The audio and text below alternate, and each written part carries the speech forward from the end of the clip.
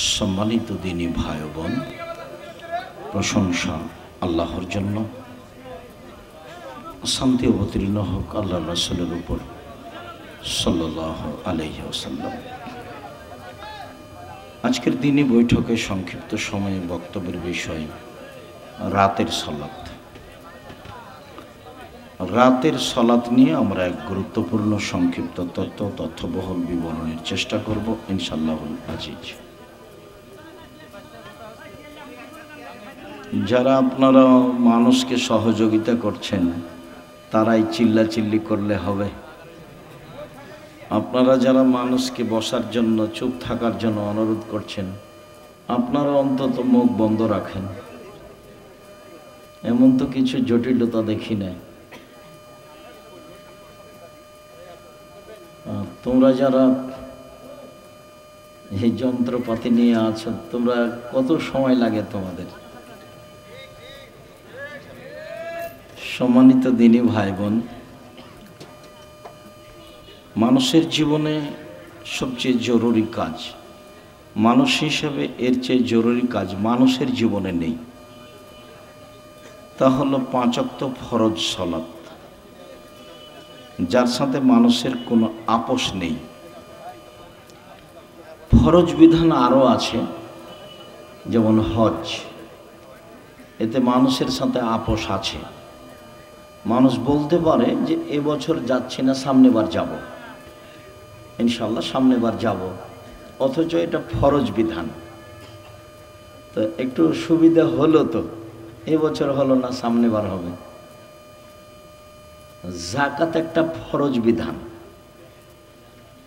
2 মাস আগেই দিয়ে দিতে পারবেন। আচ্ছা ঠিক আছে, হিসাব নিকাশ ঠিক আছে, আমি 1 মাস পরে দেব, দেন। একটু আপোষ হলো। রমজানের সিয়াম, রমজান মাস, আমি এখন অসুস্থ, পরের থাকবো, তো আল্লাহ বলছেন ঠিক আছে, হলো। অথচ ফরজ বিধান। কিন্তু সলাতও ফরজ বিধান, এরকম কোনো সুযোগ নেই, সলাতের সাথে কোনো আপোষ নেই। আপনারা যারা মহিলা পুরুষ, কম বয়সের ছেলে, কম বয়সের মেয়ে, আপনারা এসেছেন, রাস্তাঘাটে আছেন, গল্পে ব্যস্ত আছেন, দোকানপাটে ব্যস্ত আছেন, মানুষকে দিনরাত দেখছি যে হঠাৎ অমুক মারা যাচ্ছে, অমুক মারা যাচ্ছে, জানাজাতে উপস্থিত হচ্ছি, কিন্তু শিক্ষা নিতে পারছি না, অথচ নেওয়া উচিত। আল্লাহ রাসূলকে একদিন জিজ্ঞাসা করা হয়েছিল যে সবচেয়ে বুদ্ধিমান কে, এটাই জিজ্ঞাসা। তো আল্লাহ রাসূল সাল্লাল্লাহু আলাইহি ওয়াসাল্লাম উত্তরে বললেন, আল্লাযী ইয়াযকুরুল মাউতা, যে তার মরণকে স্মরণ করতে পারে, সেই হলো সবচেয়ে বুদ্ধিমান। তো আমরা তো জানাজায় যাই,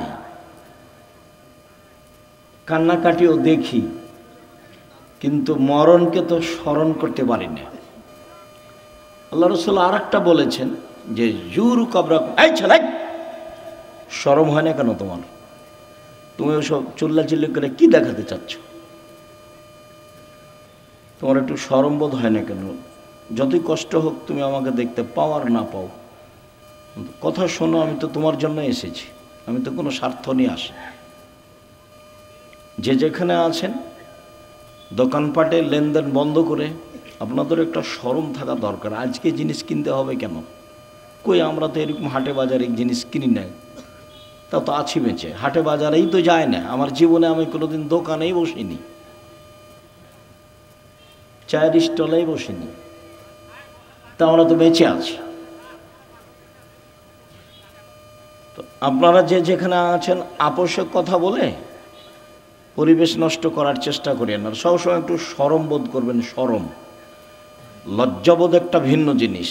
আল্লাহ রাসূল বলছেন যে ঈমানের 70টা ভাগ আছে, তার সবচেয়ে বড় ভাগ হলো লা ইলাহা ইল্লাল্লাহ, এটাই সবচেয়ে বড় ভাগ। আর সবচেয়ে ছোট হলো ইমাতাতুল আযানিত তারিক, রাস্তা থেকে কষ্টদায়ক জিনিস সরিয়ে দেওয়া। রাস্তায় বসা নিষেধ, রাস্তায় দোকানপাট নিষেধ, মিছিল মিটিং রাস্তায় নিষেধ। আল্লাহ রসুল বলছেন যেখানে রাস্তা নিয়ে গন্ডগোল হবে সেখানে রাস্তা ডবল হবে, বাড়িঘর ভেঙে দিয়ে। আল্লাহ রসুল রাস্তার উপরে যত কঠোর, শরীয়তের আর কোনো জায়গায় তত কঠোর আমার বিদ্যা বুদ্ধিতে ধরা পড়েনি। রাস্তার উপরে আল্লাহ রসুল যত শক্ত, যত কঠোর।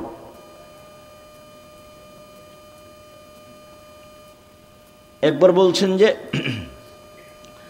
মানুষের শরীরে যত জোড় আছে এই পরিমাণ তাকে দান করতে হবে।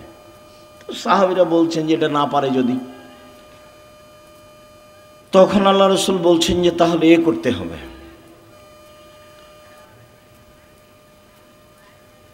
রাস্তা থেকে কষ্টদায়ক জিনিস সরিয়ে দিতে হবে। তাহলে শরীরের যত জোড় আছে সব জোড় সমান দান করা হয়ে যাবে। তো রাস্তার ব্যাপারে আল্লাহ রসুল খুব শক্ত। তো তিনি বলছেন যে সবচেয়ে বড় ঈমান হলো লা ইলাহা ইল্লাল্লাহ, আর সবচেয়ে ছোট ঈমান হলো রাস্তা থেকে কষ্টদায়ক জিনিস সরিয়ে দেওয়া, রাস্তাতে যেন কোনো সমস্যা না থাকে। তারপরে তো কথা শেষ, বড় শেষ, ছোট শেষ। আবার আল্লাহ রসুল বলছেন ওয়ালা হাইয়ু মিনাল ঈমান, লজ্জা ঈমানের শাখা। এটা তো দরকার ছিল না, বড় হয়েছে ছোট হয়েছে তো কথা শেষ। কিন্তু আল্লাহ রসুল আবার এই লজ্জাটাকে ভিতরে ঢুকিয়ে দিলেন। লজ্জা হচ্ছে ঈমানের সবচেয়ে গুরুত্বপূর্ণ শাখা। রাতে এইসব বড় মোবাইলে ল্যাংটা মেয়ে দেখে কে? লজ্জা নেই যার।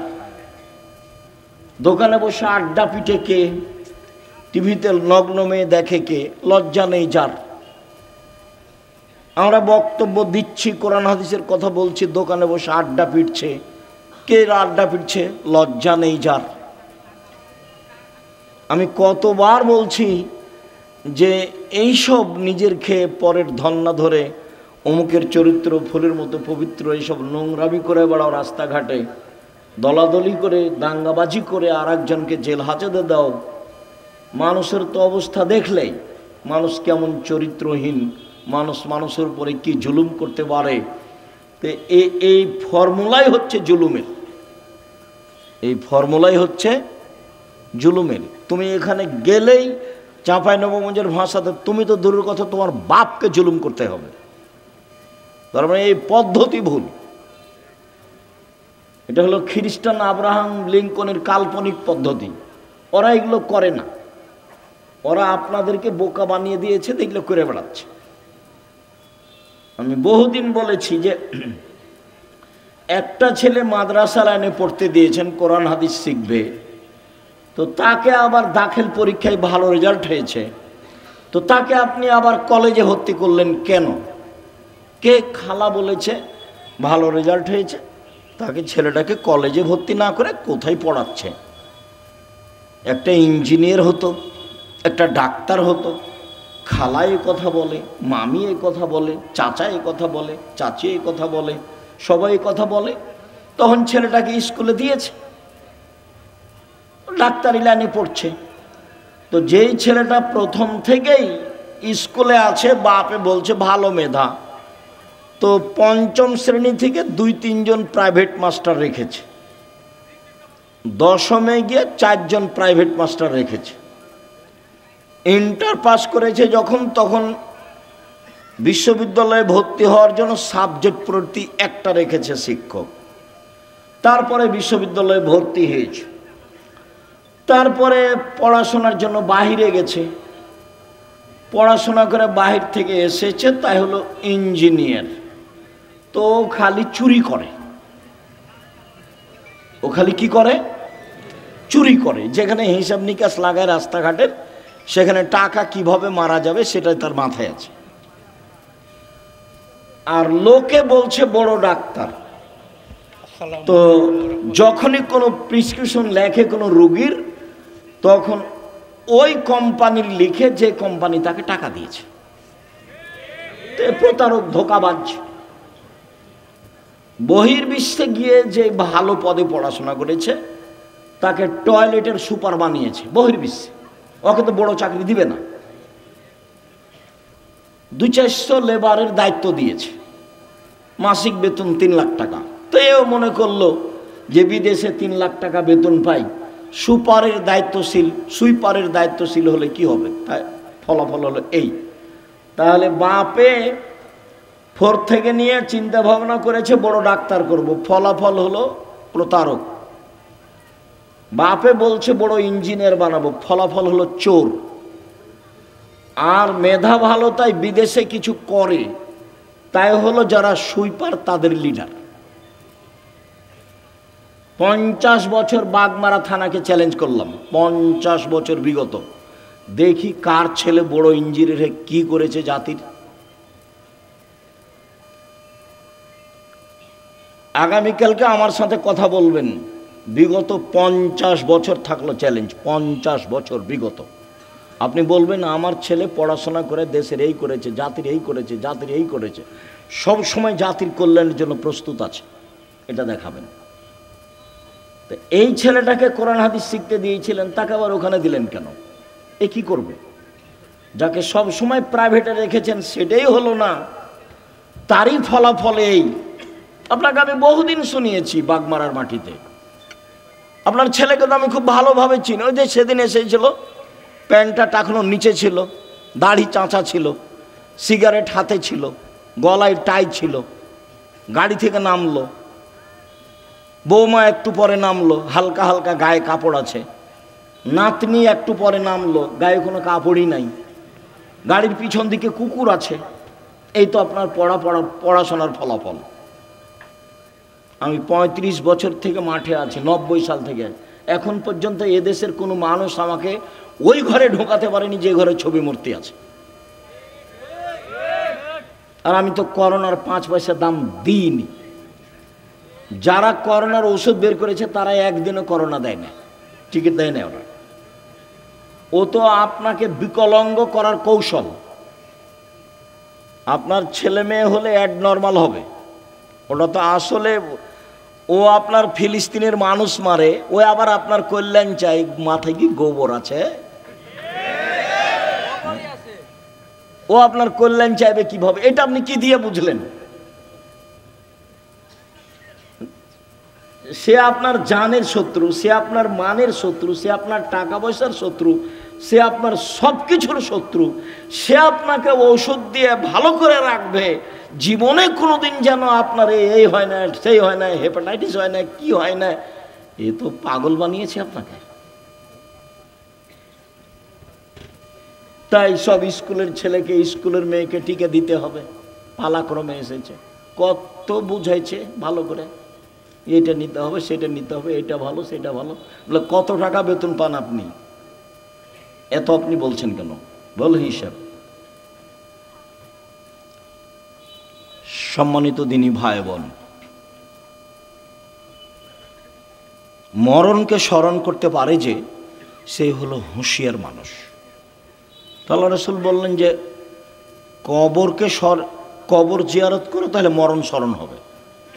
মাঝে মধ্যে কবরের পাশে যেতে হবে, বাপের, মায়ের, আত্মীয় স্বজনের কবরের পাশে গিয়ে হাত তুলে দোয়া করতে হবে এবং ভাবতে হবে আমিও এই কবরের সদস্য।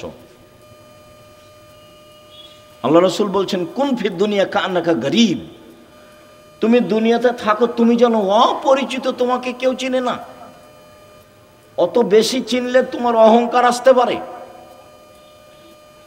আবের সাবেলিন, অথবা তুমি পথিক, রাস্তায় যেতে যেতে গাছের নিচে বসেছো, একটু ক্লান্ত সেই জন্য, তারপরে তুমি হাঁটতে লাগবে। এই হলো দুনিয়া।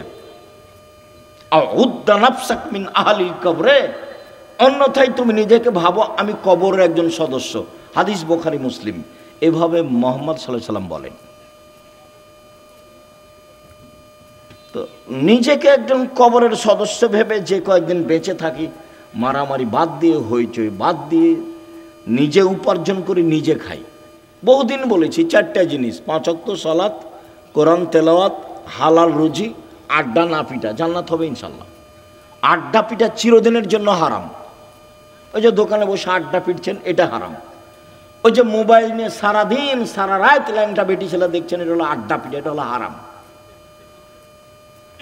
ওইদিকে তোমার মা দেখে, এদিকে তোমার বাপ দেখে, ওই ঘরে তুমি দেখো, ওই ঘরে তোমার বোন দেখে, তাহলে পুরো বাড়িটা জেনাই সয়লাভ বন্যায়। তাহলে চরিত্র কোথায় আছে? এই আবার মোবাইলও ওদেরই, সব ফাংশন তাদের, ওরা বলে বন্ধু। সুদের যত পথ আছে, দুঃখিত সম্মানিত দিনী ভাই বোন, যে যেখানে আছেন অল্প সময় কথা বলি, আপনার সাথে কিছু গুরুত্বপূর্ণ কথা বলতে এসেছি। মানুষের জীবনে সবচেয়ে জরুরি কাজ 5 ওয়াক্ত সালাত। মানুষের জীবনে জরুরি হিসাবে এর চেয়ে জরুরি কোনো কাজ নেই। সেটা হজ হোক, জাকাত হোক, জমি চাষ হোক, চাকরি হোক, ব্যবসা হোক, বাণিজ্য হোক, হাইকোর্ট হোক, জজ কোর্ট হোক, পৃথিবীর এমন কোনো কাজ নাই যেটা মানুষের জন্য নামাজের সালাতের চেয়ে বেশি জরুরি হতে পারে। এটুকু আপনার বোঝা উচিত। আপনি আমার ভালোবাসায় এসেছেন এখানে, আপনি তো 5 ওয়াক্ত সালাত আদায় করেন না, করা উচিত, করতেই হবে। বহুদিন বলেছি, অজু করে সালাত আদায় করতে হয়, তো পানি নেই, তায়াম্মুম করে করেন। মাটি নেই, তো অজু ছাড়া তায়াম্মুম ছাড়াই সালাত আদায় করেন। কেবলার দিকে মুখ করে সালাত আদায় করতে হয়, কেবলা বোঝা যায় না, কেবলা ছাড়াই করেন। দাঁড়িয়ে সালাত আদায় করতে হয়, দাঁড়িয়ে থাকা যায় না, বসে করেন। বসে থাকা যায় না তো শুয়ে শুয়ে পড়েন। পরিষ্কার কাপড় পরে সালাত আদায় করতে হয়, পরিষ্কার নেই, যাতে পেশাব পায়খানা লেগে আছে সেটা পরেই পড়েন। পরিষ্কার অপরিষ্কার কোনো কাপড়ই নেই, উলঙ্গ অবস্থায় আছি, তো উলঙ্গ অবস্থাতেই পড়েন।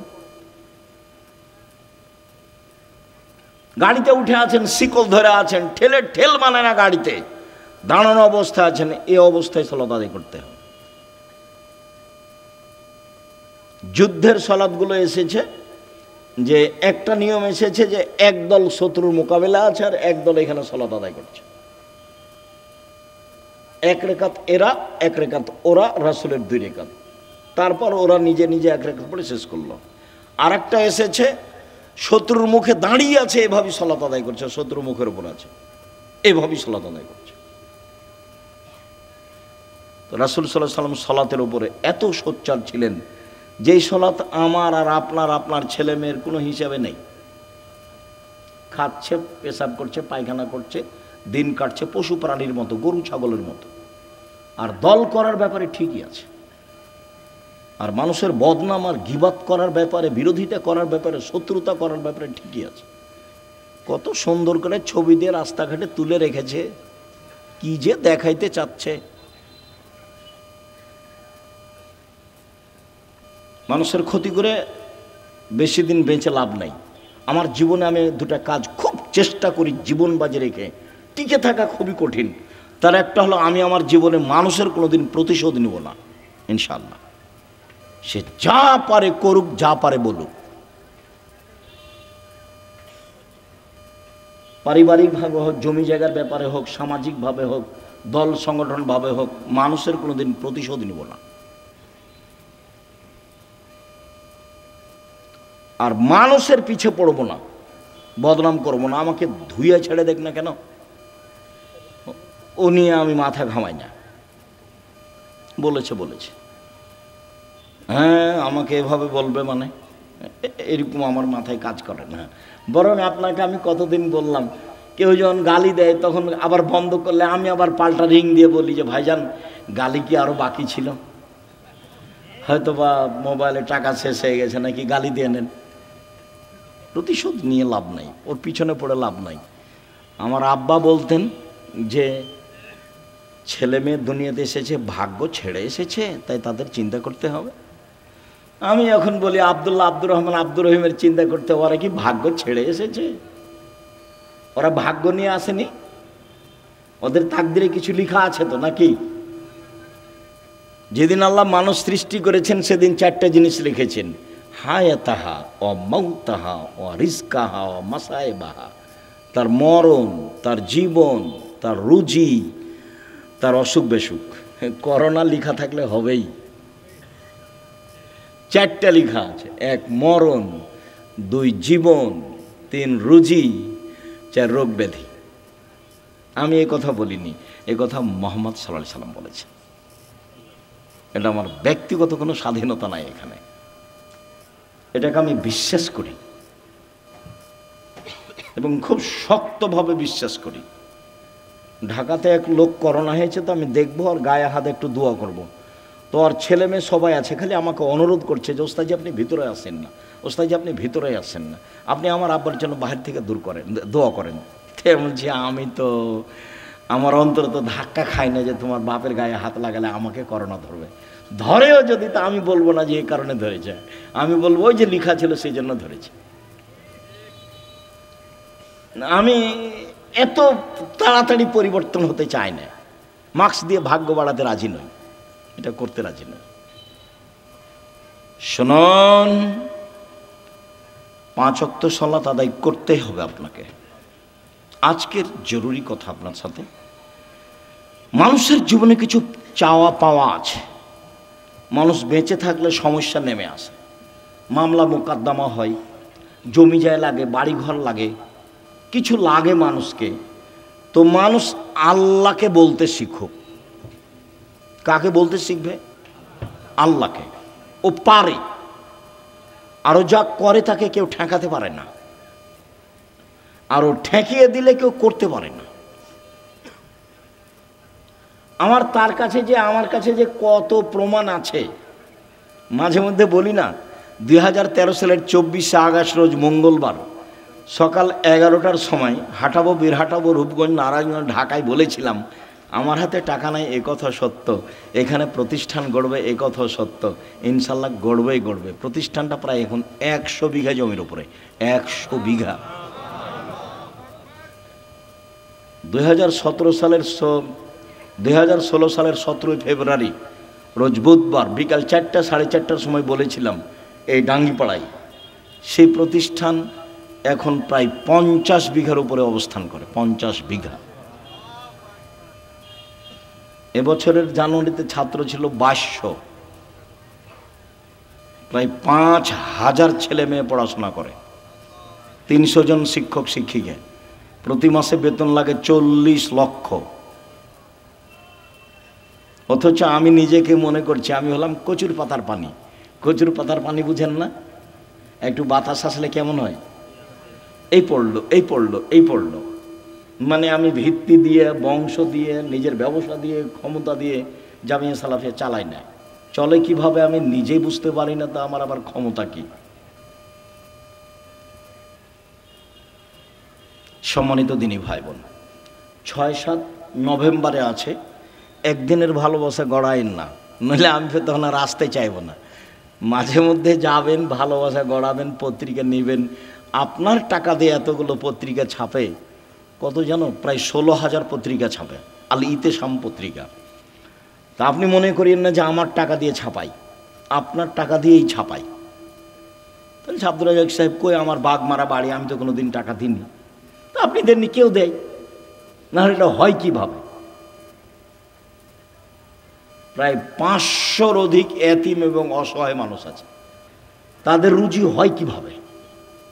কেউ দেয়, নাহলে কিভাবে হয়? ওখানে কি মারিয়ামের মতো আল্লাহ দিয়ে যায়, জিবরাইল দিয়ে? মারিয়ামের খালু জাকারিয়া বলছে, মারিয়াম এ কি ফল, অসময়ের ফল যে, শীতের দিনে রাজশাহীর ফজলি আম, ফজলি আম ছিল না, এমনি বলছি, শীতের দিনে অসময়ের ফল। তখন মারিয়াম বলছেন, হাযা মিন ইনদিল্লাহ, এগুলো কোথা থেকে এসেছে? আল্লাহর পক্ষ থেকে এসেছে। এমন তো আর এখন নয়, মানুষই দেয়। এত বড় প্রতিষ্ঠান, মানুষের সহযোগিতাই চলে। অবশ্যই যাবেন 6 তারিখ 7 তারিখে, দেশ বিদেশের আলেম ওলামা থাকবেন। আর ইবতেসাম এলাহি জহির, এহসান এলাহি জহির পাকিস্তানের ছেলে, ইবতেসাম এলাহি জহির থাকবেন, আরও কে থাকবেন আমি এটা জানি। সম্মানিত দিনী ভাই বোন, রাতের সালাত, রাসূল সাল্লাল্লাহু আলাইহি সাল্লাম বলেন, ইন্না শায়তান ইয়াকিদু আলা রাসিয়াতে আলা কাফিয়াতে রাস আহাদিকুম।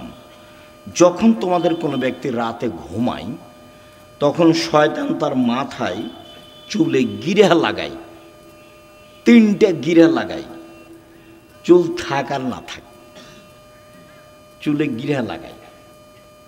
এজরব আলা উকদাতিন, ওই গিরার উপরে এভাবে হাত দিয়ে থাবা মারে আর বলে, উরকুদ, ঘুমাও, লাইলান তবিল, রাত লম্বা, রাত লম্বা, ঘুমাও, রাত লম্বা।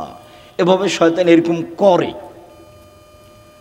ফাইনিস্তাই কাজা আহাদকুম, তোমাদের ব্যক্তি যদি এখন কেউ ঘুম থেকে উঠে যায়, জেগে যায়,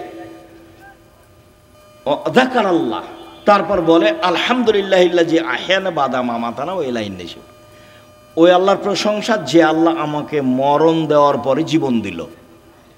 একটু আগে মরণ দিয়েছিল, এখন আবার কি করলো?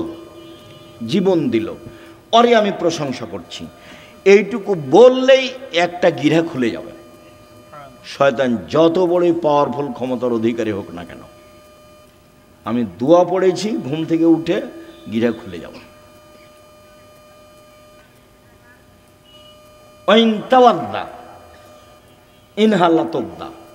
তারপরে যদি অজু করে তা আর একটা গিরা খুলে যাবে। ওয়াইন সল্লা ইনহাল্লাত ওকদা, যদি সলাত আদায় করে তাহলে আর একটা খুলে যাবে। ফাসবাহা নাশিতান তয়্যিবান নাফসে, এখন এই লোকটা সকাল করবে খুব উৎফুল্ল মনে, হাসি খুশি মুখে, উৎফুল্ল মনে, হাসি খুশি মনে, দেখতে ভালো লাগবে, কাজ করতে ভালো লাগবে, প্রশান্তির সাথে সকাল করবে।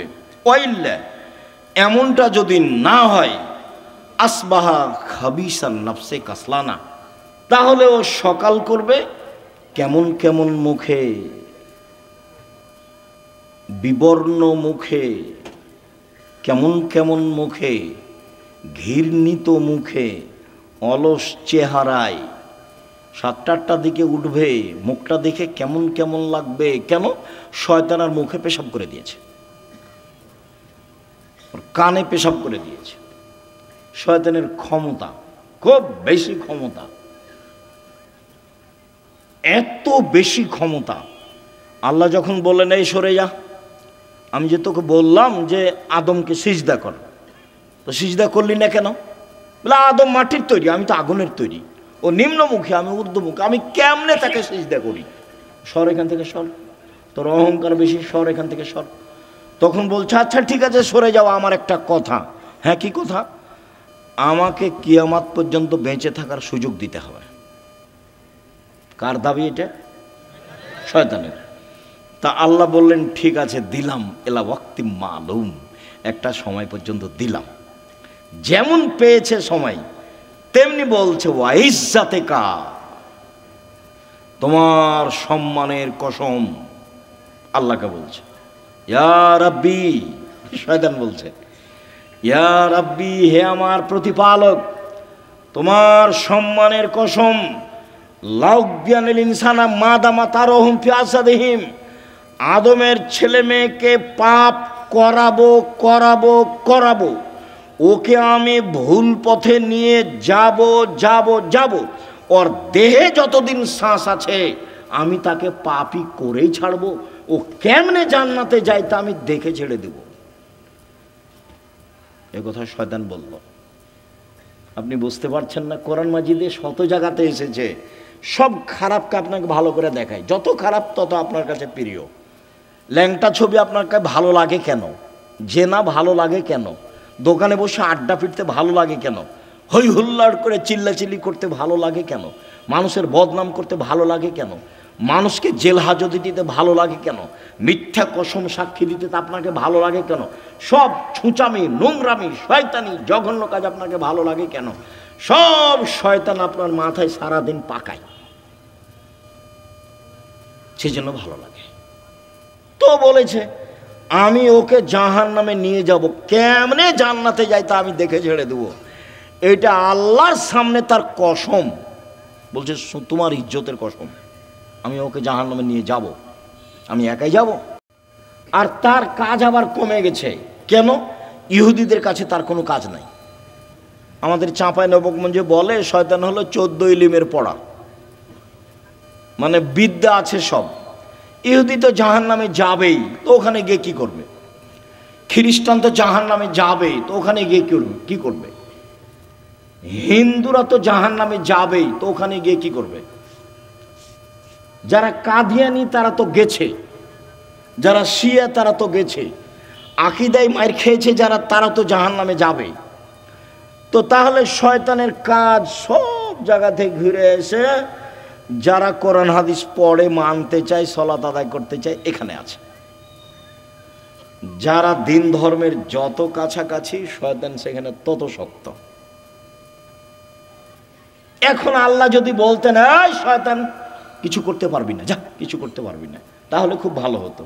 তো এখন আল্লাহ বলছেন যে আচ্ছা ঠিক আছে, ওয়া ইজ্জতি ওয়া জালালি ওয়া ইরতিফায়ে মাকানি, আমার সম্মানের কসম, আল্লাহ বলছেন আমার সম্মানের কসম, আমার মর্যাদার কসম, আমার ইজ্জতের কসম, আদমের ছেলে মেয়ে যতবার ক্ষমা চাইবে ততবার ক্ষমা করে দেব।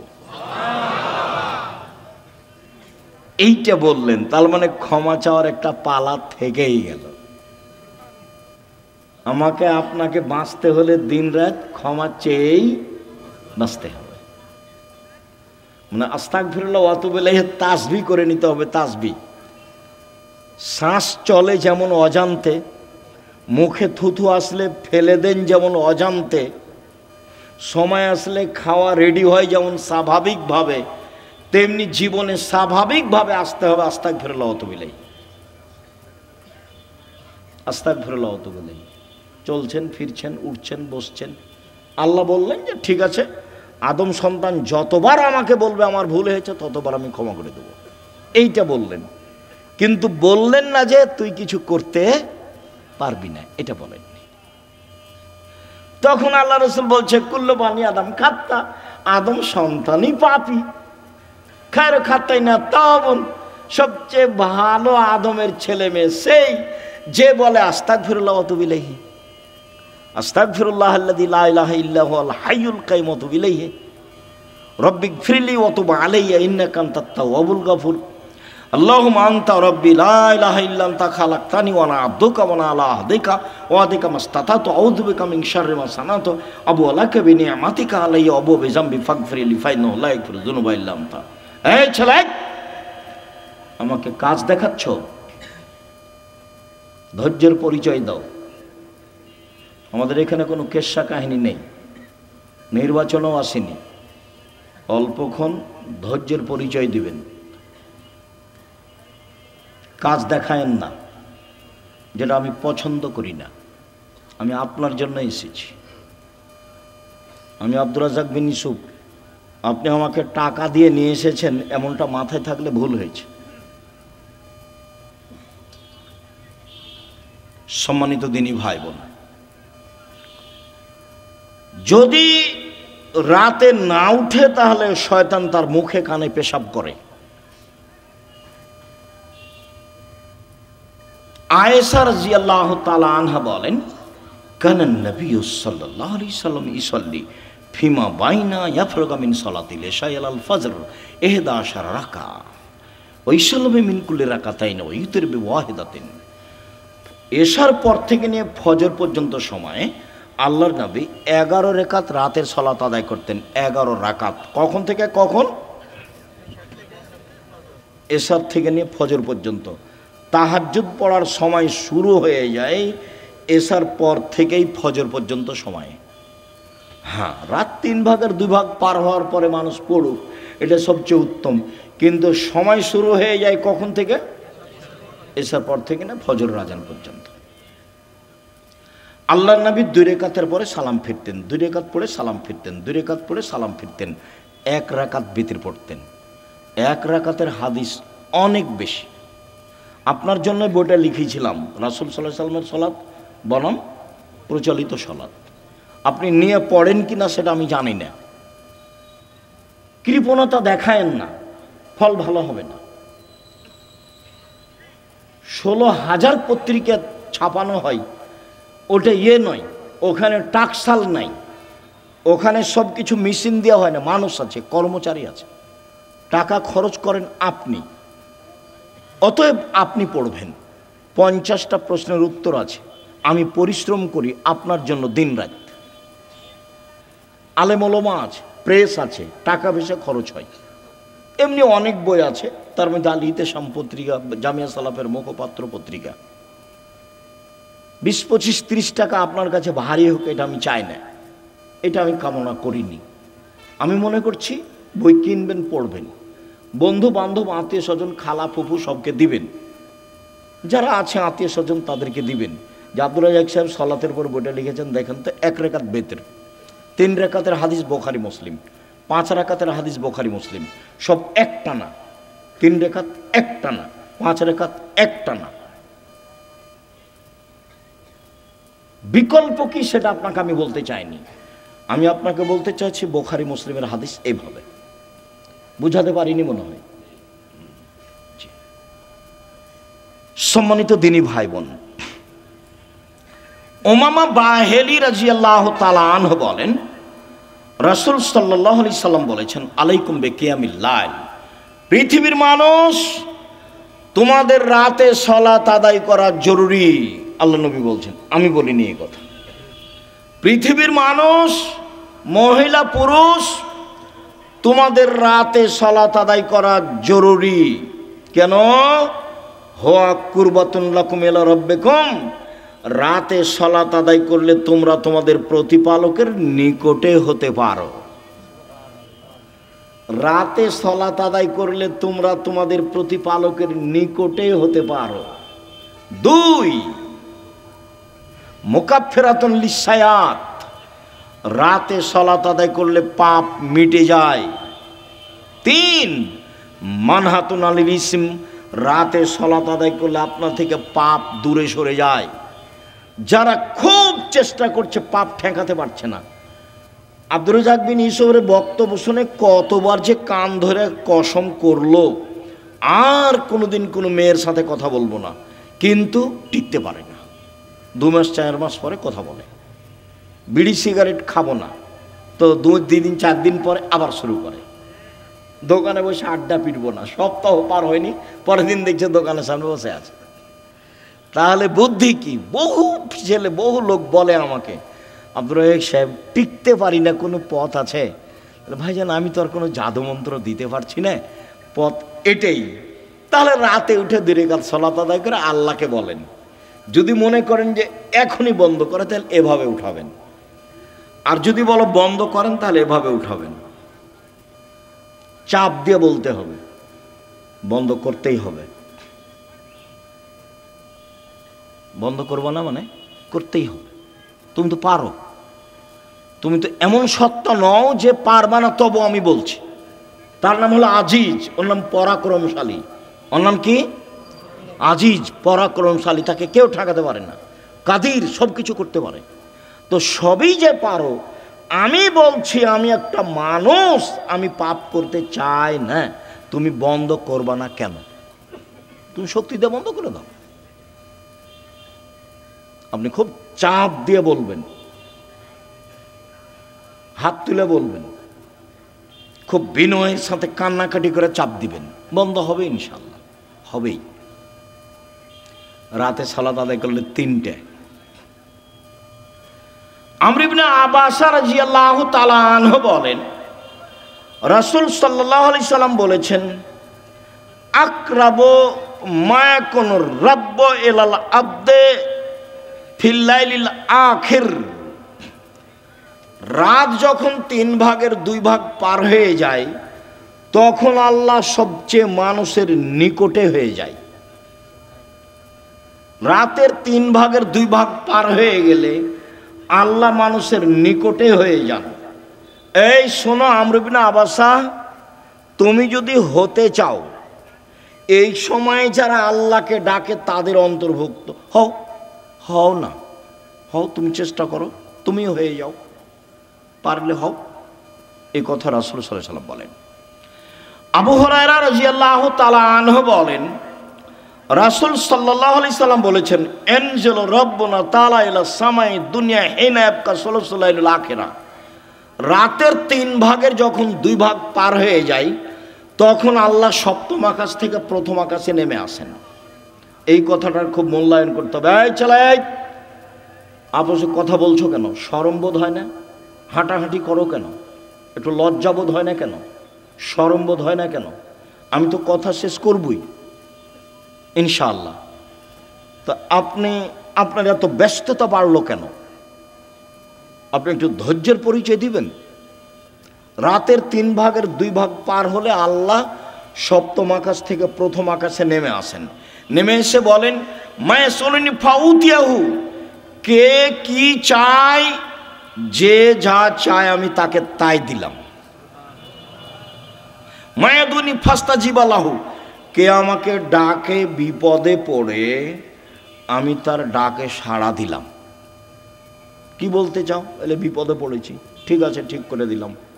কে ডাকে? 3 মাইয়াস্তাগফিরনি ফাগফিরাল্লাহু, কে আমার কাছে ক্ষমা ভিক্ষা চায়, যে চায় তাকে আমি ক্ষমা করে দেব, যে চাই তাকে আমি ক্ষমা করে দেব। অন্য জায়গাতে বলছেন আল্লাহ তাআলা হাদিসে কুদসি, ইবনা আদম মা দাওয়াতানি রাজাওতানি, আদমের ছেলে মেয়ে শোনো, তুমি যেভাবে ডাকো আমি সেভাবে থাকি, তুমি যেভাবে আশা পোষণ করো সেভাবে আমি পূর্ণ করে থাকি। আদমের ছেলে মেয়ে শোনো, তুমি যেভাবে ডাকো আমি সেভাবে থাকি, তুমি যেভাবে আশা পোষণ করো সেভাবে আমি পূর্ণ করে থাকি। ওলা উবালি, আমি পরোয়া করি না তুমি কত বড় পাপী, তোমার ক্ষমা চাইলে আমি ক্ষমা করে দিই, আমি পরোয়া করি না তুমি কত বড় পাপী, তুমি যেভাবে ডাকো আমি সেভাবে থাকি, তুমি যেভাবে আশা পোষণ করো সেভাবে আমি পূর্ণ করে থাকি। লা বালাগাত জনবকানানা সেমায়, আদমের ছেলে মেয়ে শোনো, তোমার পাপ যদি বেশি হতে হতে হতে আকাশে লেগে যায়, পাপ আর পাপ, আকাশ জমিন পরিপূর্ণ পাপ, জীবনটা শুধু পাপে ভরা। 15-16 বছর থেকে পাপ শুরু হয়েছে, এখন 40 বছর বয়স, শুধু পাপ, জেনা দিয়ে ভরা জীবন, অশ্লীলতা দিয়ে ভরা জীবন, মানুষের বিরুদ্ধে চলা দিয়ে, বদনাম গীবত দিয়ে ভরা জীবন। তোমার পাপ বেশি হতে হতে যদি আকাশ পরিপূর্ণ হয়ে যায়, আমাকে বলো, আমি তোমার পাপ ক্ষমা করে দেব। যেভাবে তুমি ডাকো আমি সেভাবে থাকি, তুমি যেভাবে আশা পোষণ করো সেভাবে আমি পূর্ণ করে থাকি, তুমি যেভাবে ডাকো আমি সেভাবে থাকি, তুমি যেভাবে আশা পোষণ করো সেভাবে আমি পূর্ণ করে থাকি। বিচারের মাঠে সব মানুষের সামনে আল্লাহ আসবেন, সব মানুষের সামনে, পুরুষ নারী সব মানুষের সামনে এসে আল্লাহ বলবেন, আদমের ছেলে মেয়ে শোনো, আজ তুমি যে পরিমাণ পাপ নিয়ে এসেছো আমি সেই পরিমাণ ক্ষমা নিয়ে এসেছি। তোমার যে পরিমাণ পাপ আমার সেই পরিমাণ ক্ষমা, তোমার যে পরিমাণ পাপ আমার সেই পরিমাণ ক্ষমা, তোমার যে পরিমাণ পাপ আমার সেই পরিমাণ ক্ষমা, যদি শিরক না হয়ে থাকে। তো বাংলাদেশের ছেলে মেয়ে তো আল্লাহর রাস্তে শিরক করছে, স্কুলে গিয়ে তো সুন্দর করে বলছে ওমা তোমার আকাশ, ওমা তোমার বাতাস। আমি বলি না, আমার ছেলে মেয়েকে বলতে দিনি, এখনো এমন কোনো পরিস্থিতি আমার উপরে আসেনি যে আমি বলতে বাধ্য। মায়ের দুধ ছেড়ে গিয়ে বলবে ও কালিমা তোমার আকাশ, এত বড় নোংরা কথা আমার ছেলে মেয়ে বলবে, এখনো এই পরিবেশ আমার কাছে আসেনি। যার কাছে বিদ্যা নাই, যার কাছে বুদ্ধি নাই, তার ছেলে মেয়ে করুক। আপনি কেমন বুদ্ধিমান মানুষ তা আমার কাছে ধরা পড়েনি, আপনার কাছে কি বিদ্যা আছে এটা আমার কাছে ধরা পড়েনি। সবচেয়ে বদের গোড়া হলো আপনার ওই ঠাকুর। ঠাকুর হলো ঢাকা বিশ্ববিদ্যালয়ের শত্রু, ঠাকুর মুসলমানের শত্রু। যেদিন ভারত, বাংলাদেশ, পাকিস্তানের মুসলমান ইংরেজদের হাতে নির্যাতিত, সেদিন ঠাকুর ক্ষমতা দেখাই, মান সম্মানে বসবাস করে লন্ডনে। সেই ঠাকুরের গান আমার ছেলে মেয়ে পড়ে, পাগল হয়ে গেছি।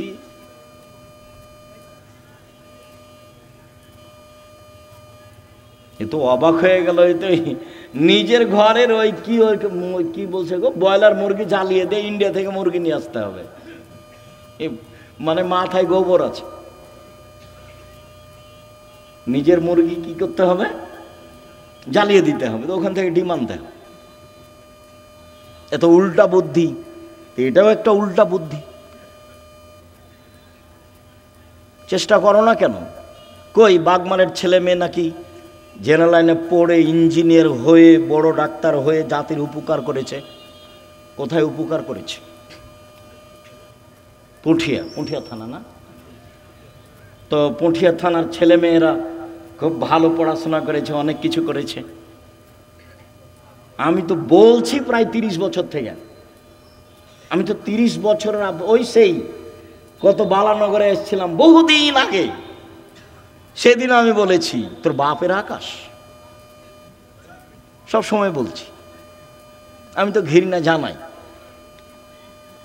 সম্মানিত দিনী ভাই বোন, রাতে উঠে আল্লাহকে কিছু বলতে হবে। আল্লাহ আমার আর আপনার কথা শোনার জন্য প্রতীক্ষমান। আল্লাহ নেমে আসেন আমার কথা শোনার জন্য, আর আমি ঘুমিয়ে থাকি, তাহলে এটা কেমন হলো? বুঝাতে পারলাম না কথা মনে হয়। আল্লাহ নেমে আসেন আমার জন্য, আর আমি কি করি? ঘুমিয়ে থাকি। একটা কথা মধ্যে মনে রাখিয়েন, আমি ঘুমিয়ে থাকি এর অর্থ এই নয় যে সবাই ঘুমিয়ে থাকে। সবাই ঘুমিয়ে থাকে না। কেউ না কেউ আল্লাহকে বলে যে ঠিক আছে তাহলে আমাকে এটা করে দাও, ঠিক আছে তাহলে এটা আমাকে করে দাও, এভাবে বলে।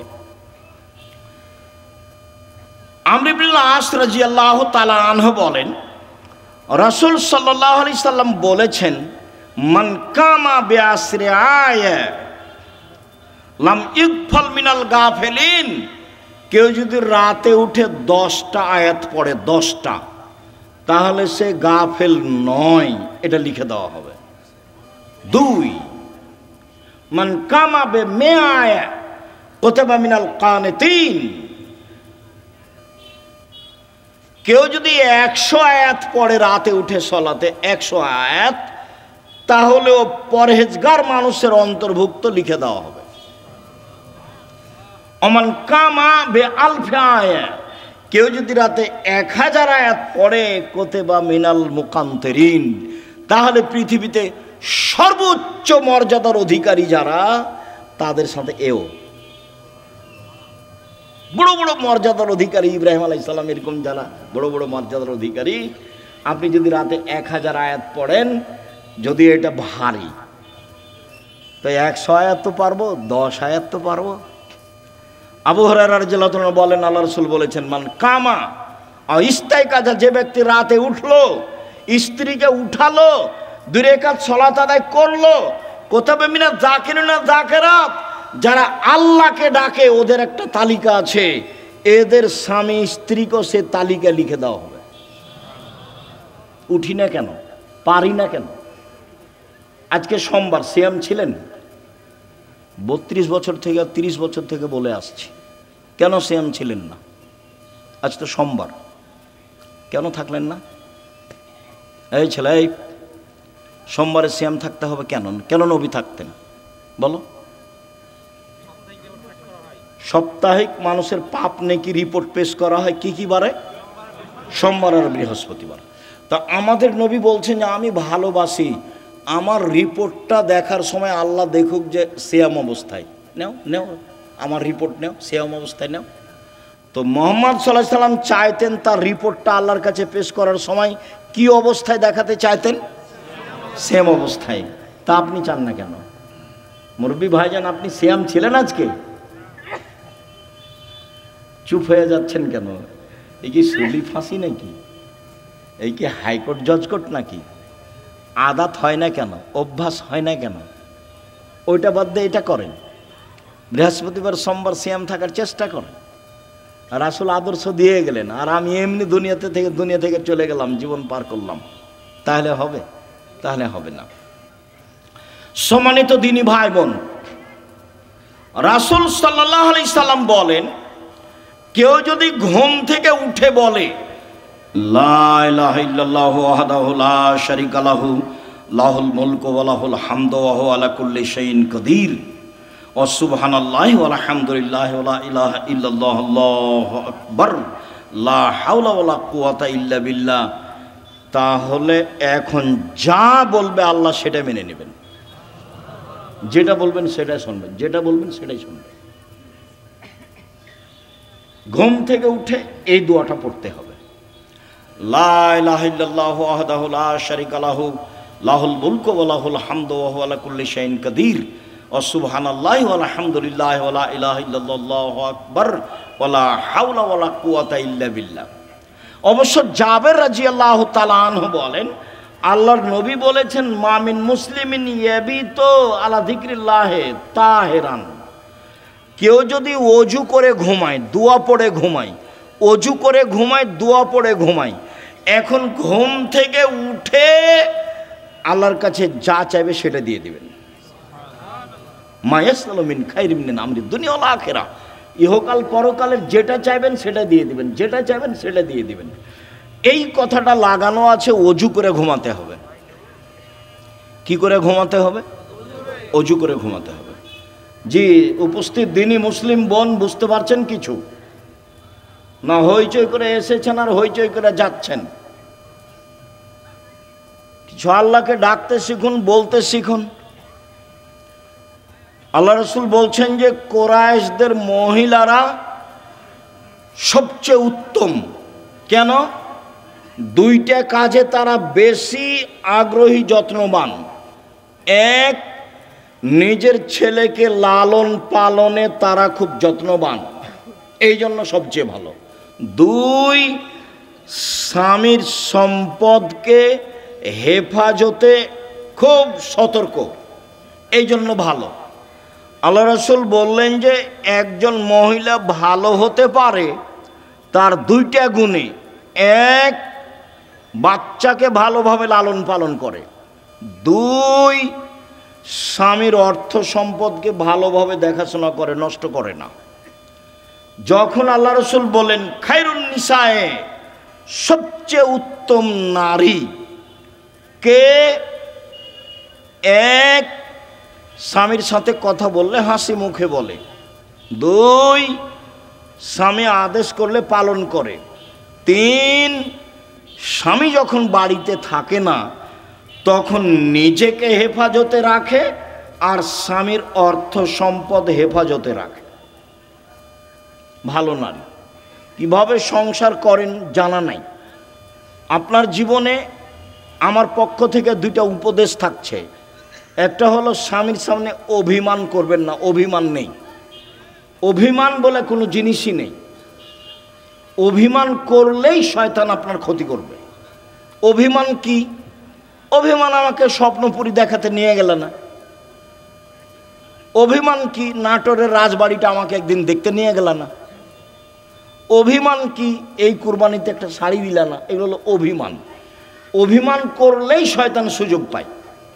আর যদি আপনি বলতে শিখেন, যেভাবে আপনি রাখবেন আমি সেভাবেই খুশি, মোটা কাপড়ে আপনি খুশি তো আমি খুশি, চিকন কাপড়ে আপনি খুশি তো আমি খুশি, আমার পক্ষ থেকে প্রতিবাদ নেই, অভিমানও নেই, তো শয়তান কি করবে তাহলে?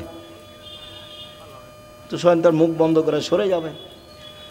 আর যদি খালি অভিমান করেন আর যদি পূর্ণ না করে থাকে তাহলে সারা রাত শয়তান আপনাকে বলবে হলো হলো, 3 মাস আগে একটা কথা বলেছিলি সেটাও মানেনি,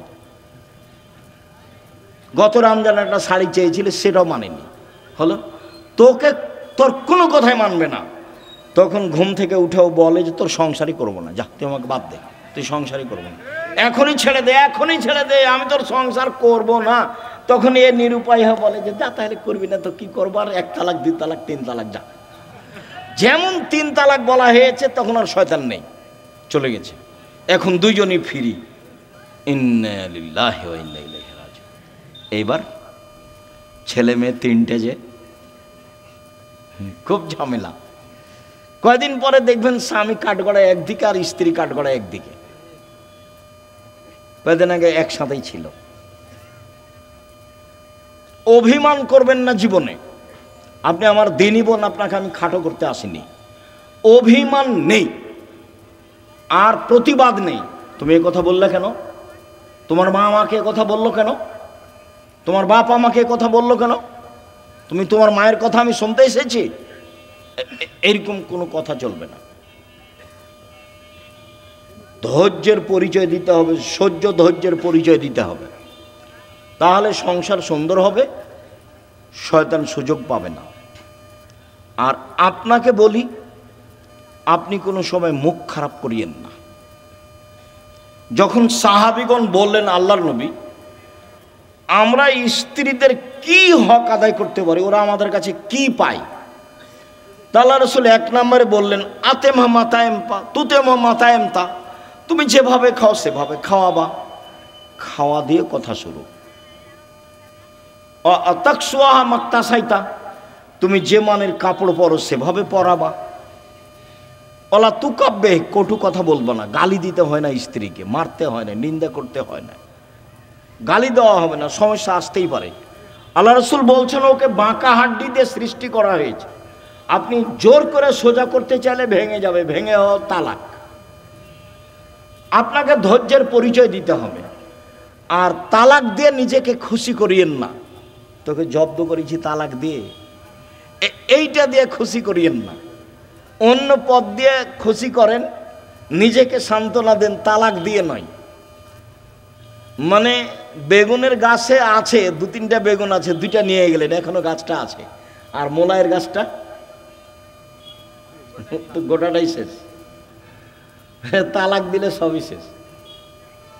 তো যারা বলেছে এক বৈঠকে 3 তালাক, তো রাগে তো বলেছে তোকে 1 তালাক, তোকে 100 তালাক দিলাম যা, তো তারা তো আরো বেকায় দেয়। আব্দুর রাজ্জাক সাহেব নাহি বলেছেন যে এক বৈঠকে 3 তালাক, 1000 তালাক দিলে 1 তালাক, তবুও তো তালাক হয়েছে। স্ত্রীকে তালাক দিয়ে নিজেকে খুশি করিয়েন না, ভুল হিসাব। ধৈর্যের পরিচয় দেন, সংসার ভালো হবে। আর আপনি আমার দিনই বোন, একটু কিছু হলে বলবেন না তোর সংসার করবো না, তুই তালাক দিয়ে দে, তোর সংসার করবো না, তুই তালাক দিয়ে দে, তোর সংসারে থাকবো না, তুই আমাকে রেখেছিস কেন, এত কথা কেন আপনার? ধৈর্যের পরিচয় দেন। যখন শুধু খালি আমার কাছে যত ফতোয়া আছে তার শতকরা 70 থেকে 75% ফতোয়া আছে তালাকের। মনে হচ্ছে মানুষের জীবন এখন তালাক দিয়ে চলছে, একটু রাগ করলেই ও শান্তি পাচ্ছে কি দিয়ে, তালাক দিয়ে। ওও বলছে তুই তালাক দিয়ে দে, আর এও বলছে তোকে তালাক দিলাম, তোকে তালাক দিলাম। তালাক তো দেওয়া আল্লাহর বিধান, তারপর বলছে ক্ষমা চেয়েছি। ওকে হুজুর নাকি বলেছে যে তালাক দিয়ে ক্ষমা চেয়েছে, তার মানে হুজুরকে ক্ষমা চাইতে হবে আল্লাহর কাছে। তালাক দিয়েছে সেটা তো আর পাপ নয়, সেখানে ক্ষমা চাইতে হবে কেন? বলে আমাদেরকে তওবা পড়িয়ে মিল করে দিয়েছে, বলে হুজুরকে তওবা করতে হবে এখন, হুজুরকে তওবা করতে হবে যে তালাকের তওবা পড়িয়ে মিল করে দিয়েছি। তো তালাকের তওবা কেন? তালাক তো আল্লাহর বিধান। তালাক কার বিধান? আল্লাহর বিধান। তাল্লিকুহুন্না লিইদ্দাতিহিন্না, পৃথিবীর মানুষ তোমরা তোমাদের স্ত্রীকে তালাক দাও যখন সে ইদ্দাত থেকে পবিত্র হয়েছে, সংসার না চললে তালাক দাও, ওটা আল্লাহর নবীও বলছেন। তো সেখানে পাপ হলো কি করে যে তওবা পড়িয়ে তাদেরকে একসাথে করে দিল?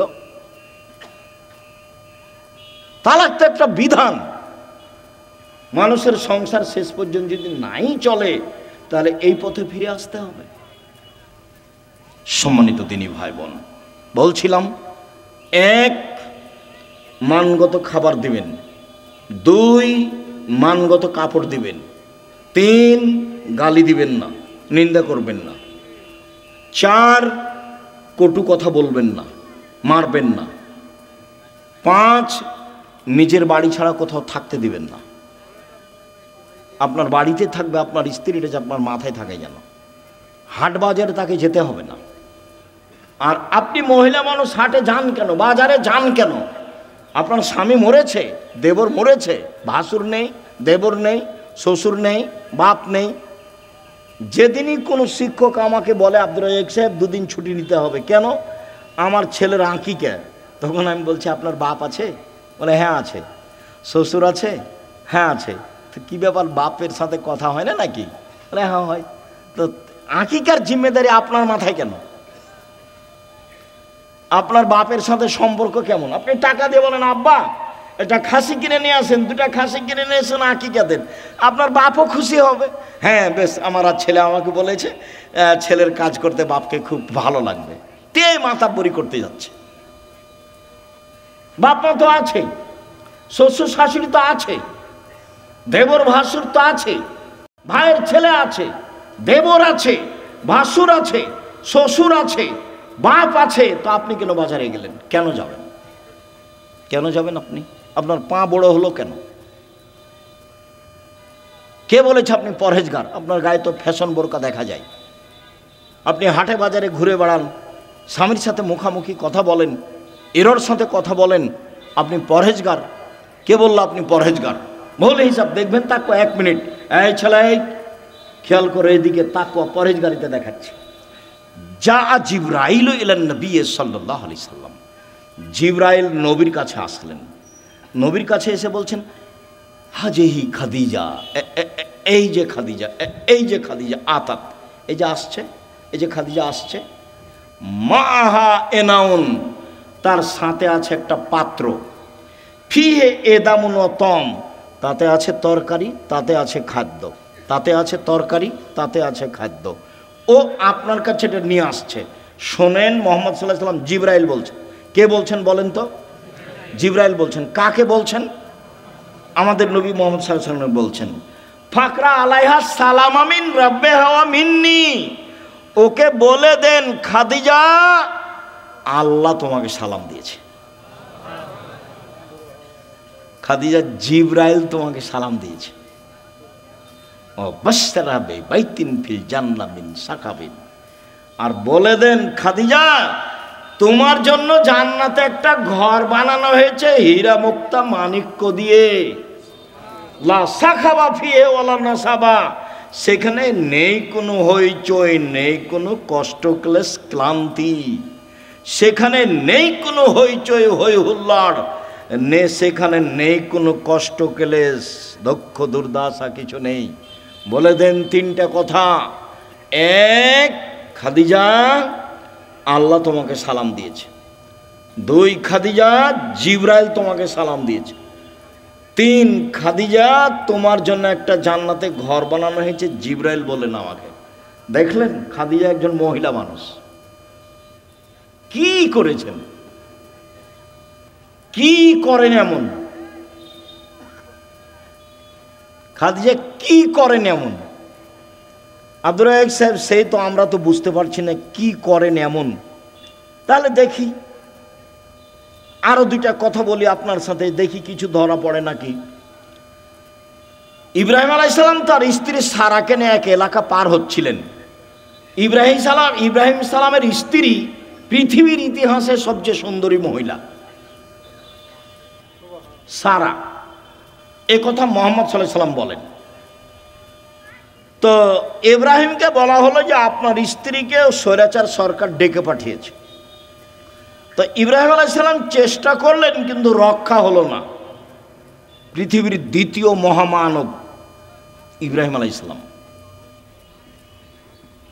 শেষ পর্যন্ত বললেন, যাও, স্বৈরাচারী সরকার তোমাকে ডেকে পাঠিয়েছে, যাও। তো ভিতরে ঢুকতেই ওই স্বৈরাচারী সরকার দাঁড়িয়েছে, হাত বাড়িয়েছে, গায়ে হাত লাগাবে সেই জন্য। তখন সারা বলছেন, এই থামো, আগে অজু হবে, 1, 2 রাকাত সালাত হবে, তারপরে কোনো কথা।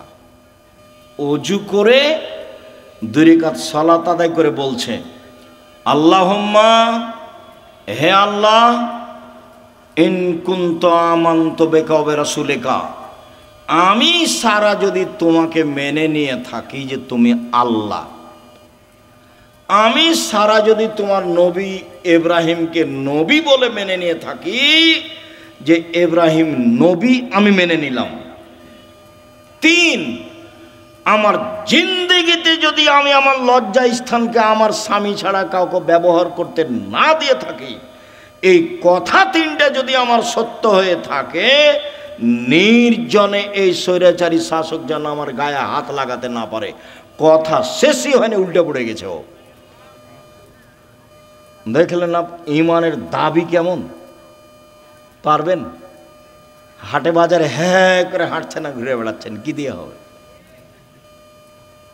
বাড়িতে যেমন টিভি চলছে, স্বামী তো কেমন আপনি ভালো জানেন। আপনার স্বামীকে আমি খাটো করে কষ্ট আপনাকে দিতে চাই না, তবে আপনার স্বামী কাপুরুষ আমার কাছে ধরা পড়ে, এটা ঠিক।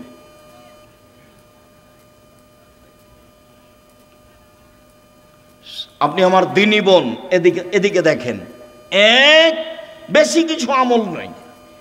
এক, আমি নবীকে মেনে নিয়েছি, আমাদের নবী মোহাম্মদ সাল্লাল্লাহু আলাইহি ওয়াসাল্লাম আমরা মেনে নিয়েছি, আমাদের নবীকে মোহাম্মদ সাল্লাল্লাহু আলাইহি ওয়াসাল্লাম আমরা মেনে নিয়েছি। দুই, আল্লাহকে মেনে নিয়েছি যে তুমি আছো, সব কিছু করতে পারো, তুমি আজিজ, এ তো মেনে নিয়েছি। তিন, জিন্দেগিতে জেনা করিনি, এইটা আমাকে দিতে হবে, দিয়ে দাও। তো আল্লাহ বলেন ঠিক আছে দিব। ও মানুষ, আমি মানুষ নাই, ও পারে আমি পারি না, তাকে দেয় আল্লাহ, আমাকে কেন দেয় না? দিবেই তো, দিতে হবে। আমি যেটা চাচ্ছি সেটা আল্লাহকে কি করতে হবে? দিতেই হবে। দেরি হলেও দিতে হবে, দিতেই হবে। আমি মানুষ, আমি অধিকার রাখি। আমি পাপী হলে কি হবে? আমি তো বলছি আমি গুনাহগার, তুমি আমাকে ক্ষমা করো, এটা আমাকে দিয়ে দাও। আমি তো বলছি, আমি তো মানুষের কাছে চাইনি, ধর্ণা ধরে বলিনি যে এই করেন সেই করে দেন, তুই আপনি কত ভালো মানুষ, আপনি অমুককে দিয়েছেন, এ তো আমি কাউকে বলতে চাইনি, আপনাকে বলছি, তোমাকে বলছি, করে দাও। এদিকে দেখেন, হাজেরা বলছেন যে ইব্রাহিম আলাইহিস সালাম আমাকে কাবা ঘরের পাশে রেখে চলে যাচ্ছে, তা আমি পিছে পিছে হাঁটছি আর বলছি, আইনা তাজহাবা ইব্রাহিম, ইব্রাহিম আপনি কোথায় যাচ্ছেন? আইনা তাজহাবা ইব্রাহিম, ইব্রাহিম আপনি কোথায় যাচ্ছেন? অর্থাৎ রকুন বিহাজালদি লাইসা ফি ইনশাআল্লাহ শাই, আপনি আমাকে এমন একটা উপত্যকায় ছেড়ে যাচ্ছেন যেখানে মানুষজন তো নেই, নেই পশু প্রাণী, ঘাস পাতাও নেই, কিছুই নেই। আপনি আমাকে কিছু বলবেন না? এরকম নির্জন মরুভূমিতে রেখে যাচ্ছেন, না কথা বলছেন না, যেতেই আছেন। তো স্ত্রীও পিছে পিছে হাঁটছেন। এক পর্যায়ে বলছেন, আল্লাহ আমারা কা, আল্লাহ কি আপনাকে এইভাবে চলে যেতে বলেছেন?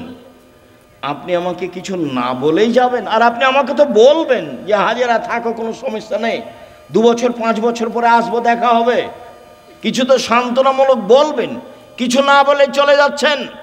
আল্লাহ কি আপনাকে চলে যেতে বলেছেন? তখন ইব্রাহিম আলাইহিস সালাম বলছেন, নাম, হ্যাঁ চলে যেতে বলছেন। তখন তিনি বলছেন, ফালাই জাইয়্যিনুল্লাহ তাআলা, ঠিক আছে, আল্লাহ আমাকে ধ্বংস করবেন না। ধ্বংস করবেন না মানে উনি কি খেয়ে থাকবেন? আরে কয়েকশো কিলোমিটারের মধ্যে কোনো মানুষ নেই, দোকানপাট নেই, গাছপালা নেই, ঘাস পাতা নেই, কোনো কিছু নেই, তার আল্লাহর উপরে কত ভরসা। বলছে ঠিক আছে, তাহলে আল্লাহ আমাকে ধ্বংস করবেন না। তো ঘুরে এসে বাচ্চা দেখছেন, কি যে অবস্থা ছেলের, ব্যাগে যা পানি ছিল তা তো শেষ হয়েছে। কি যে হয়, সাফা পাহাড়ে উঠলেন, কোথাও পানির পথ নেই, দৌড়িয়ে নেমে মারোয়াতে গেলেন, কোনো পথ নেই।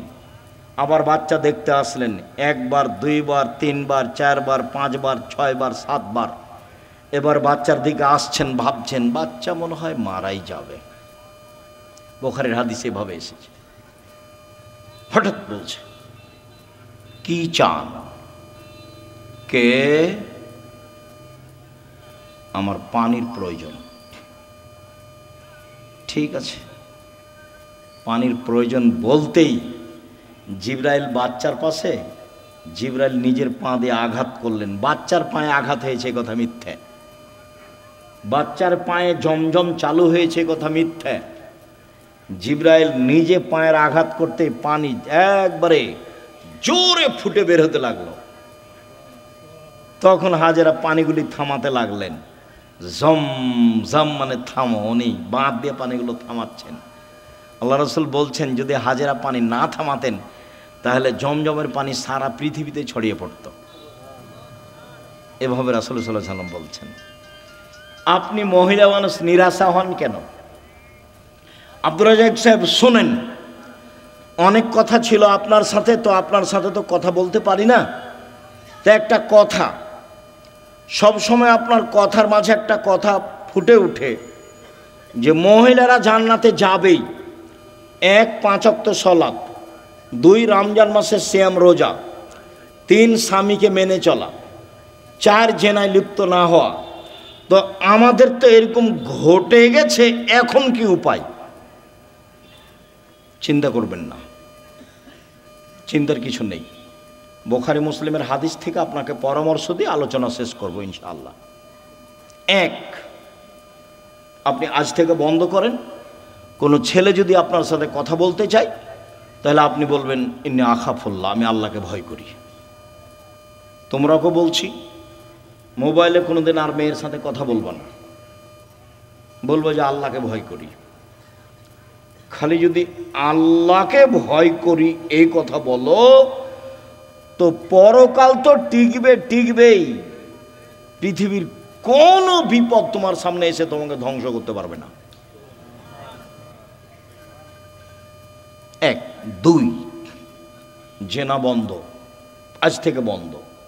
তুমি যদি এই সিদ্ধান্ত নিতে পারো জেনা বন্ধ, যে কোনো বিপদ থেকে বেঁচে যাওয়া। প্রমাণ দিতে পারবা? ওই যে বুখারী মুসলিম, ওই যে ঘটনা, 3 জন রাস্তায় হাঁটছিল, বৃষ্টি আসলো, গর্তে ঢুকে গেল, উপর থেকে পাথর এসে মুখটা আটকা পড়ে গেল। একজন বলল যে বাপ মাকে ভালোবাসি, পাথর সরিয়ে দেন। তা আল্লাহ বললেন দিলাম।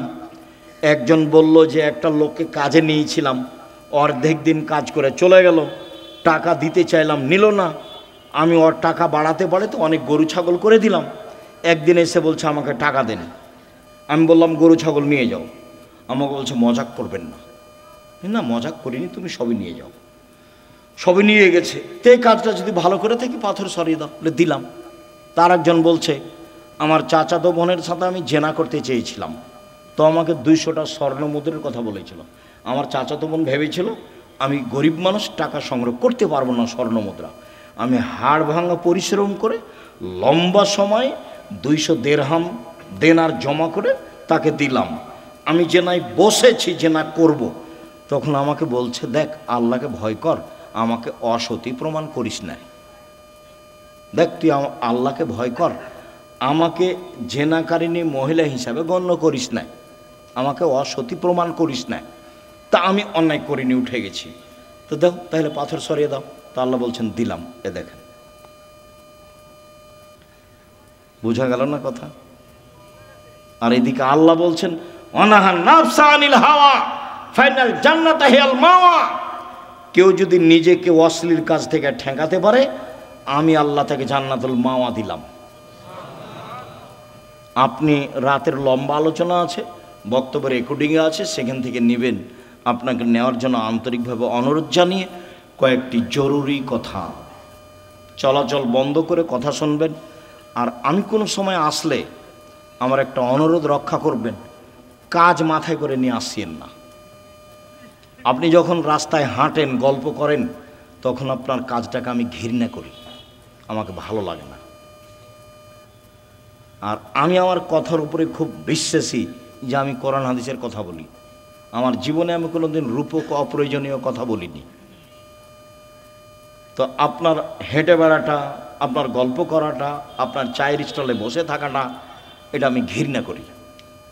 কাজে এই সময় আপনি আমাকে কাজ দেখাবেন না। কি করবেন? গিয়ে দোকানে বসে থাকবেন, নাহলে বউয়ের সাথে গিয়ে ঝগড়া লাগাবেন। কি কাজ আছে? আমি তো আপনার এলাকায় থাকি, যে আপনার কাজ আমি খুব ভালোভাবে বুঝি। আর জমি জায়গার চাষ যদি বলেন, তা আমার আব্বা কৃষক মানুষ ছিলেন, আমিও কৃষকতাকে ভালো বুঝি। জমি চাষ করা, কিভাবে ধান উৎপাদন হবে, কিভাবে আমার আব্বাকে আমি দেখেছি। কাজে আপনার কাজকর্ম আমি ভালো জানি। উপার্জনের পথ 4টা। এই ছেলে, উপার্জনের পথ কয়টা? 4টা। 1 দিন মজুরি, সন্ধ্যায় টাকা শেষ হবে। 2 চাকরি, 25 দিনে সাধারণত টাকা শেষ হবে। কয়দিনে? 25 দিনে। বাকি 5 দিন ধার কর্য করে চলবে। 3 জমি চাষ, মাস শেষে বছর শেষে লাভ লস সমান বা লস বেশি। এবার আলুতে খুব লস। থাকলো 4 ব্যবসা। তখন আল্লাহ রসুল বলছেন, সত্যবাদী বিশ্বস্ত ব্যবসায়ীরা নবীর সাথে থাকবে। তাহাজ্জুদ পড়ে থাকা যায় না। 2টা মেয়ের লালন পালন করলে নবীর সাথে থাকা যাবে, 2টা মেয়ের, 3টে মেয়ের লালন পালন করলে নবীর সাথে থাকা যাবে। একটা সহজ পথ নবীর সাথে থাকার, কি? সত্যবাদী বিশ্বস্ত ব্যবসায়ী। আমি বলিনি এই কথা, মোহাম্মদ সাল্লাল্লাহু আলাইহি ওয়াসাল্লাম বলছেন। আত্তাজির আসাদিক আল আমিন এখনো ইয়ামাল কিয়ামা শুহাদা ও সিদ্দিকুন নবীন ও নবী। সত্যবাদী বিশ্বস্ত ব্যবসায়ীরা বিচারের মাঠে সিদ্দিক, শুহাদা, নবীদের সাথে থাকবেন। এটা আমার মুখের কথা নয়। 2 আর তিজারাত মাল কিজবল হালাফ, ব্যবসাতে মিথ্যা কথা এসে যায়, ব্যবসায় কসম চলে আসে, ফাসুবহু বিসাদকা, দান করে মিটিয়ে দাও। তো দিন মজুরি করলে তো দান করতে পারবেন না, ও তো সন্ধ্যায় টাকা শেষ হয়েছে। চাকরি করলে তো 25 দিনে গেছে, কয়েকদিন ধার কর্য করে গেছে। আর জমি চাষ করলে তো লাভ লস সবাই বুঝে। তাহলে কিছু করতে হলে কি করতে হবে? ব্যবসা, রিস্ক নিয়ে ব্যবসা করতে হবে, পিছু হটার কোনো সুযোগ নেই। আব্দুর রাজ্জাক সাহেব, আমি করেছিলাম 10 লাখ টাকা লস, চিন্তা করবেন না, পিছু হটার সুযোগ নেই, ব্যবসায় করতে হবে। তবে যে ব্যবসা ধরে আছেন সেটাকে সহজে বাদ দিয়ে আরেকটা করতে যাবেন না, ওটা আল্লাহ রাসূল না করেছে। হ্যাঁ, এইটার চেয়ে একটা ভালো ব্যবসা আপনি বুঝতে পারছেন আপনার বিদ্যা বুদ্ধি দিয়ে, তখন ওটা শুরু করবেন। একটা টোটালেই ছেড়ে দিয়ে আরেকটা যাবেন না, নাহলে মায়ের খাওয়ার সম্ভাবনা আছে। তাহলে রুজি উপার্জনের সবচেয়ে উত্তম পথ কোনটা? ব্যবসা। আমি চকলেট দিয়ে ব্যবসা করতে বলিনি, আমি বলেছি সবচেয়ে কম পয়সার ব্যবসা কি? চকলেট। আমি বলিনি যে চকলেটেরই ব্যবসা করতে হবে। আমি বলেছি শ্বশুরের কাছে যৌতুক নিও না, চকলেটের ব্যবসা করো। তা আমি কি চকলেটেরই ব্যবসা করতে বলেছি, না লোন লাগবে না কিদের ব্যবসা কিসের করতে হবে? কম টাকার, তাহলে লোন নেওয়া লাগবে না। কলার ব্যবসা করতে বলেছি, লোন নেওয়া লাগবে না।